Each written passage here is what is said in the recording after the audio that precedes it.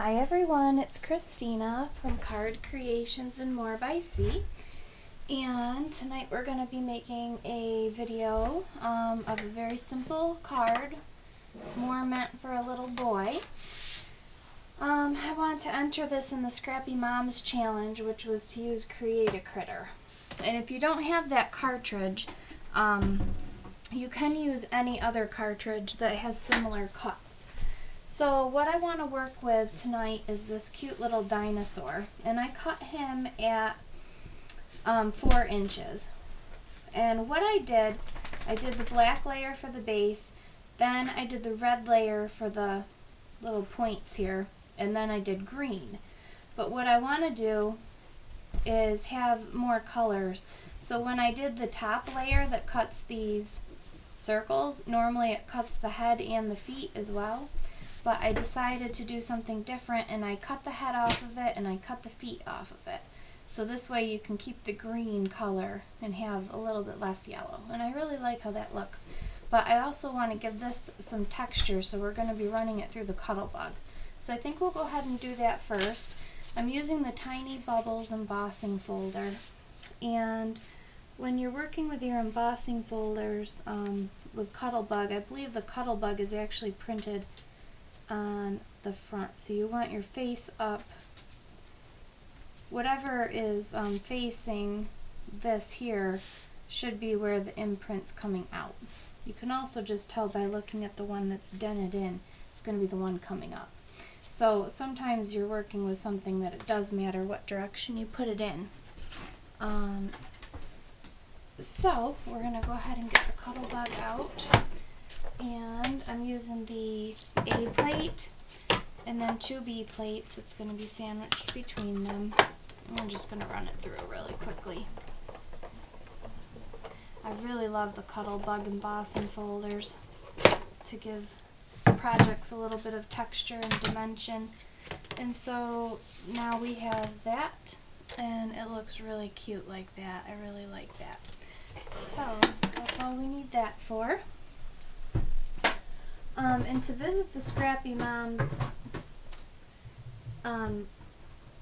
blog, I think it's scrappymomstamps.blogspot.com. So, or you can just do a Google search for Scrappy Mom Stamps, and they're going to come right up at the top of Google. So if you haven't ever participated in their challenges, you definitely want to hop over there and do that. So now we're going to go ahead and finish putting that together, and I think that looks super cute. I think I'm going to use my mono adhesive, Tombow Mono Aqua. It's a pretty aggressive adhesive, so I think that will work out nicely. You want to make sure you use enough adhesive when you're using Cuttlebug or any type of embossing, because parts of it are obviously raised up, so there's less that are actually being adhered down. So you just want to make sure you're getting enough on the parts that are going to be flat against the surface. And I think that looks pretty good. Okay, so we're just going to lay this over top right where it fits, so it lines up on top of the green shell and the tail. And what I do like about the Mono Aqua is there is a little bit of wiggle room, so you don't have to get it perfectly on your first try. And then we're going to press it down and hope that we don't get too much extra. Okay, I'm a little bit tired tonight, and it's kind of late here, so I have to be a little quieter than normal. Just kind of got a little bit of adhesive on the feet, so I'm just going to use this pickup square from Creative Memories. It's just a little square adhesive remover, and that just kind of helps to clean up edges. Also works great to clean your craft mat with extra adhesive, so that's what I use it for. I try to keep one spare on hand, so if you do happen to get any adhesive where you don't want it, you can just use that and take it off. So there's our dinosaur so far. He looks super cute. The next thing I wanted to do was add a little star to the center, and you'll see why, because I'm going to be using a background paper that has stars. So I'm just putting a little dab of Elmer's Craft Bond glue just right in the center of each of those circles that it cuts out. So we're just going to take these little itty bitty stars that I cut out from a little tiny hole punch, and we're going to just place them right there, and that will also tie some more of the red color of the dinosaur in with the other colors, which I like. So just going to place one in the center of each circle, and that looks really cute. And I just press them down for a minute to make sure that they stay. And that glue sets really quickly too, so I mean, you have a little wiggle room, but it doesn't take long. So now we have some little stars, and I think that looks really, really cute. And I really like that idea of cutting off the head and the feet so that you have more colors to the dino. Okay, so next we're going to start assembling our card. I'm just doing a very simple card tonight. This is just a standard A2 size card, so it's 5.5 by 8.5, scored at 4 1/4. And for I like to put my inside layers in first. I just have a 4 by 5 1/4 red layer. So we're going to put that there. I like to open up the card and just get it nice and straight, and then I line it up so that I can see like equal amounts on 3 sides, and then I usually can set it down and it's even. So I'm kind of looking like at that half. And then if you get your 3 sides perfect, your 4th side should also be perfect. And then this one is 3.75 by 5, and I'm doing the same thing, just kind of looking and lining it up the best I can, and that looks good. And I guess what we will do is we're actually going to be doing the card this way. So I'm going to put my red mat down in the front next. Now on the inside layers, I usually just do 2 strips of ATG. It holds perfectly fine. On the outer part, I do 4. I try to do all 4 sides. So I just try to save a little bit of adhesive on the inside of the card because it's not going to be pulling when it goes in the envelope. So we'll get that lined up. Okay. And then my next layer is actually black to kind of tie in the black that's in my sentiment and in his face. So what I want to do with this one is I'm going to be using this pattern paper. It's really pretty. Well, boyish pretty.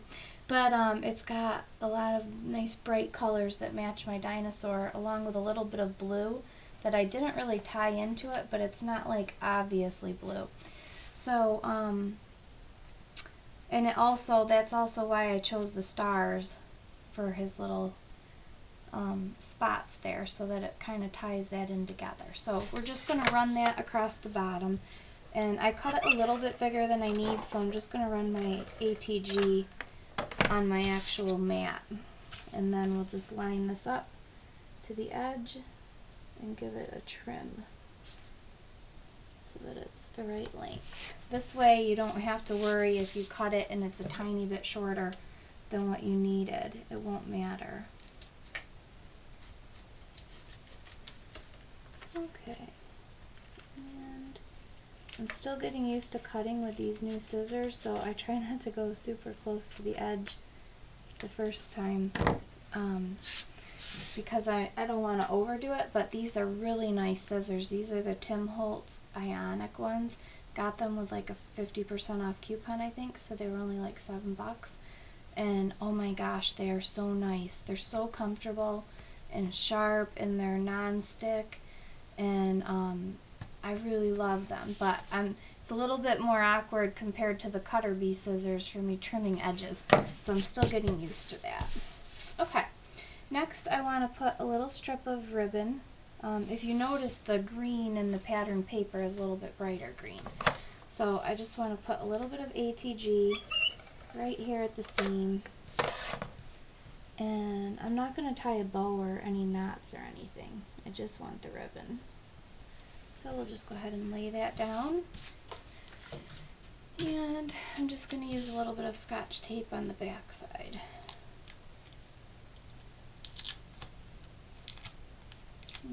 It's kind of late here. It's after 11 o'clock at night, so I have to be a little bit quiet. I'm so glad it's Friday, that's for sure. Okay, there we go. Now what I want to do is adhere this down to the card next, and then I'm going to do all 4 sides. This one's a little bit heavy now that it's got another mat of paper on it. And so I'm going to stick this down in the center of the red mat nicely. Perfect. Okay, so there's our card. Then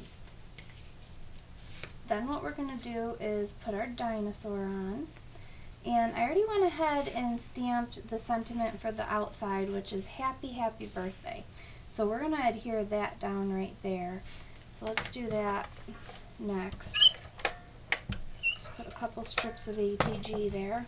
I like to hold those things with my tweezers and then just line it up right where I want it. And I'm debating on, yeah, I think I'm going to put it a little bit closer to the top instead of centering it on the black, so we can put a little row of stars underneath it. So I think I'm going to put it like that. And then, yes, we can put a few stars right underneath it. So let's just do a few little dabs of glue. We'll do 5 little stars right there to tie in the other stars. So let's see. And I strongly recommend these Cuttlebug tweezers if you don't have them. They are awesome. So we're just going to go ahead and grab our stars and lay them down on my little dots of glue. It's all about the little finishing touches, and sometimes it's amazing how just these simple little stars, like all this is from is just a Fisker's normal little star hole punch, and I use them a lot for different things. I have the heart one, and then the normal 1/4 inch circle, and then the one that's tiny enough to put brads through it, and I use them all the time. Sometimes I just make my own pattern paper by putting some stars around. Okay. My dots of glue are a little bit bigger than I wanted, but this is turning out pretty well. So, okay, so now we have a little row of stars right there, and I'm thinking I want to, I was debating how I want to do this. If I want to adhere my dinosaur body down but pop his little head up, or pop the whole dino up. Tough choices sometimes. Gives it a little bit different look if you have that tight and you just pop up the head with a couple of pop dots. Like his little head's coming out. I think that's what I'm going to do. So what I'm going to do then is put a bunch of ATG like so right here. And I'm going to line them up where I want them. Okay. Get him flush with that bevel. So he's going to be nice and stuck down there. And then I'm going to go ahead and cut a couple of dimensionals for his little head. And I'm just going to, these ones are a little bit thinner. These are my homemade ones. So they're a little thinner. And what I'm going to do is flip this over, put one down, and I'm going to double it up, I think, so that there's 2.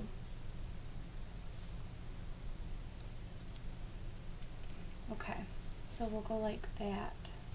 This way his head's raised up enough that it definitely looks higher than the body. So that's one technique you can do. Instead of popping up your whole object, just pop up a portion of it and you get a different look. So now his little head's kind of sticking out. And I think that looks super cute for a little boy. I'm going to go ahead and get rid of the little stars. And then we have one other touch I want to do, and that is we're going to stamp Have a Dynamite Day, which comes from the Scrappy Mom stamp set, Amusing Animals, and I thought that that would be really cute to put on the inside of the card instead of just stamping it on the outside. This way I could make it a happy birthday and then it could just say have a dynamite day on the inside and tie in the dinosaur. So I like that idea. I'm just using my black StazOn ink, and the first time I stamp any type of stamp that hasn't been used before, I like to just test it out first on some scrap paper just to kind of get a feel for how it stamps. I just do it a couple of times, and that looks pretty good. So I think I'm safe. One thing about the nice photopolymer stamps is you don't have to worry. They're really, really good quality. It's just when I'm stamping with something for the first time, I just feel more comfortable. Okay, now I want to get this nice and straight and put it right in the middle. So I put it right about there. And that looks super cute. Happy, happy birthday. Have a dynamite day. I love it. So I think that'll be just just perfect for a little boy. So that's my simple card for tonight, and I'll be entering this into the Scrappy Moms Challenge. And if you want to participate as well, you can hop on over to their blog, and I think you have until Monday or Tuesday to participate. So, and I'm also having a challenge on my blog, challenge number 4, which will go live Saturday, February 26th at 7 a.m. And you'll have 9 days to participate. So you definitely want to hop over there and check it out. It's cardcreationsbyc.blogspot.com. Thanks for watching.